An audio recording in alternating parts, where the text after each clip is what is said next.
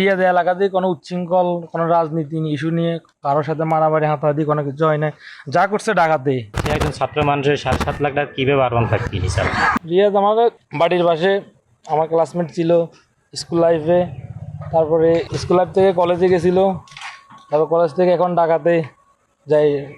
শুনছিলাম রাজনীতি করার পর এখন শুনছি এগুলো আর কি।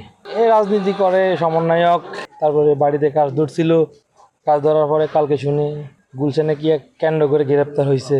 এগুলো হচ্ছে আপনারা দেখছেন সোশ্যাল মিডিয়ার মাধ্যমে এ পর্যন্ত আর কি। না, বাড়িতে হেদের কোনো আয়স্য একদমই কম।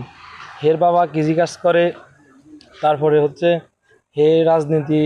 এক্সট্রিম মশার কয়েল প্ল্যান্ট ফাইবার দিয়ে তৈরি, ডেঙ্গু চিকুনগুনিয়া বাহি সহ যে কোনো মশার বিরুদ্ধে দেয় এক্সট্রিম সুরক্ষা। করি আজকে মানে এগুলো করছিল আর কি। গরম এখনো শেষ হয়নি, কিছুটা কাজ বাকি রয়ে গেছে। এটা হচ্ছে আর কি। হ্যাঁ, দুই তিন দিন আগে মানে ঘরের ছাদ ফিরানো হয়েছে আর কি। হ্যাঁ, হে করছে, বাবার সম্পদের উপরে ঘরটা দিছে, যা কিনা হয় না, বিল্ডিংটা শুধু ও নিজে করছে। রিয়াদ এলাকাতে কোনো উচ্ছৃঙ্খল কোনো রাজনীতি ইস্যু নিয়ে কারোর সাথে মারামারি হাতাহাতি কোনো কিছু হয় না, যা করছে ডাকাতে। আর কোনো এলাকার মধ্যে কোনো হ্যাঁ, এমনিতে ছেলেটা কিন্তু মেধাবী ছিল, কিন্তু রাজনীতি ক্ষেত্রে যাই এগুলা হয়েছিল আর কি।